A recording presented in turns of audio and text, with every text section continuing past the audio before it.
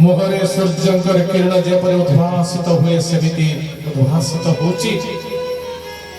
बाहु दुहिता ओहळे पड़िछि जंघ पर्यन्ते ब्रह्मतेजरे तेजियान होई चालिचंती गोस्वामी सुखदेव व्यासदेव को पचारे केले ए किया सुचंती केले मुआंकु देखिछि जे किंतु जानि पारुनी देवर्षि नारद कहिले ये आसुचंती व्यासपुत्र भगवान स्वयं गोस्वामी सुखदेव भगवान बोली कहिले भगवान शंकर को अवतार रे